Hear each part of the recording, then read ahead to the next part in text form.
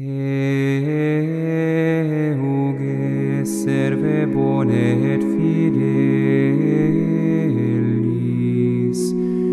quia in pauca fuisti fidelis, sopra multa te constituam dicito minus.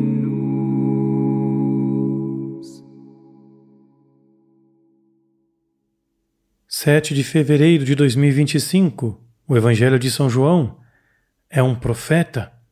Capítulo 9, versículos de 13 a 23. Levaram aos fariseus o que tinha sido cego. Ora, era dia de sábado quando Jesus fez o lodo e lhe abriu os olhos. Perguntaram-lhe, pois, também os fariseus, de que modo tinha adquirido a vista. Respondeu-lhes, pôs-me lodo sobre os olhos, lavei-me e vejo. Então alguns fariseus diziam, este homem que não guarda o sábado não é de Deus. Porém outros diziam, como pode um homem pecador fazer tais prodígios? E havia dissensão entre eles.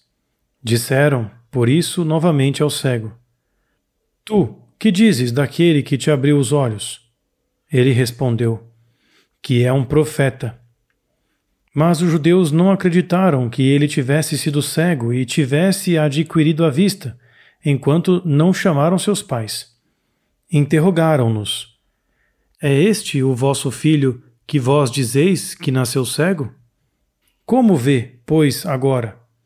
Seus pais responderam-lhe, sabemos que este é nosso filho, e que nasceu cego, mas não sabemos como ele agora vê, ou quem lhe abriu os olhos, não sabemos também. Perguntai-o a ele mesmo. Tem idade, ele mesmo fale de si. Seus pais falaram assim porque tinham medo dos judeus, porque estes tinham combinado que se alguém confessasse que Jesus era o Cristo, fosse expulso da sinagoga. Por isso é que seus pais disseram, ele tem idade, interrogai-o a ele. Escutaremos uma meditação escrita pelo irmão Elias, narrada por Felipe e acompanhadas por cantos de harpa-dei. As obras do Filho de Deus não lhes despertavam paz nem gratidão. Mesmo a cura extraordinária de um cego de nascença não lhes tocou o coração. Embora tenham interrogado o homem em pormenor sobre a forma como a cura tinha ocorrido, só o fizeram para acusar Jesus de não guardar o sábado, e, por conseguinte, de ser um pecador. Nunca desistiram da sua posição de acusação, mesmo quando se aperceberam de que Jesus exercia um certo poder sobre as pessoas. Montar armadilhas para Jesus, tentar usar as suas palavras e ações contra ele, persegui-lo e querer eliminá-lo? Tudo isto denota não só uma concessão errada da figura de Jesus, mas também uma crescente maldade. O Senhor já tinha apontado as razões pelas quais os chefes religiosos se comportavam assim em relação a ele. Não conheciam Deus. O pai deles é o demônio, e faziam as obras do demônio. Estavam fechados à luz. Como é que Jesus lida com a hostilidade que lhe é dirigida? Sobretudo por parte das autoridades religiosas judaicas da época, e que deve ter sido dolorosa para ele. Recordemos, neste contexto, um exemplo da história da nossa Igreja. Santa Joana d'Arc foi condenada por um tribunal eclesiástico e entregue aos inimigos da sua pátria francesa, que a queimaram em público. Sem dúvida que o que mais a magoou foi o fato de terem sido os representantes da Igreja que ela amava a condená-la. Jesus tenta conquistar aqueles que se lhe opõem uma e outra vez, refuta as suas acusações injustas e mostra-lhes os seus próprios erros. Embora, por vezes, se esconda do seu alcance, nunca faz a mais pequena concessão à sua proclamação, nem deixa de fazer milagres, pois sabe que estes podem ser interpretados contra ele. Uma vez que nós, enquanto seus discípulos, temos Jesus como modelo em tudo, é importante compreendermos e aplicarmos esta sua atitude à nossa vida. Nunca podemos negar a verdade da nossa fé por respeito humano, nem renunciar a ela por medo das perseguições que nos possam atingir. Podemos, sem dúvida, enfrentar as próprias situações que se nos apresentem, como fez o próprio Senhor, mas devemos ser movidos pela virtude da prudência e não pelo desejo de nos protegermos.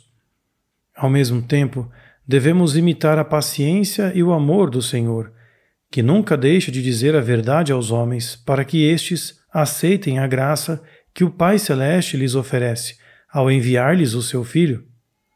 O cego curado tirou a conclusão correta, pois reconheceu Jesus naquele momento, e quando os fariseus lhe perguntaram o que pensava dele, teve a coragem de confessar: é um profeta.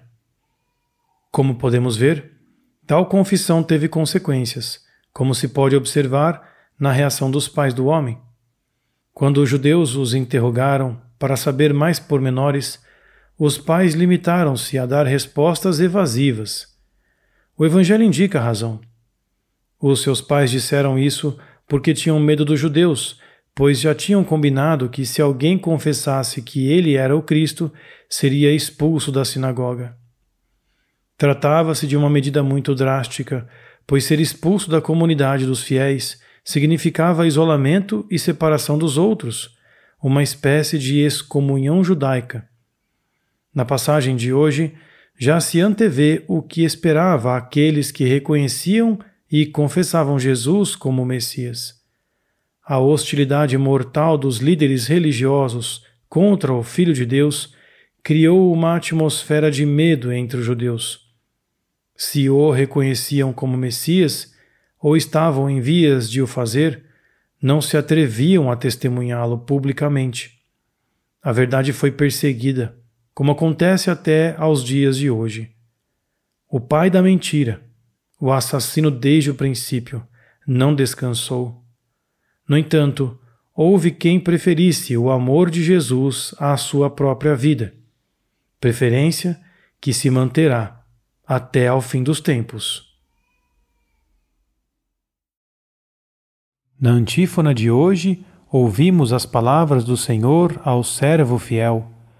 Muito bem, servo bom e fiel, já que foste fiel no pouco, eu te confiarei muito, diz o Senhor. Gloria Patri et Filio et Spiritui Sancto, sicut erat in principio et nunc et semper et in saecula saeculorum.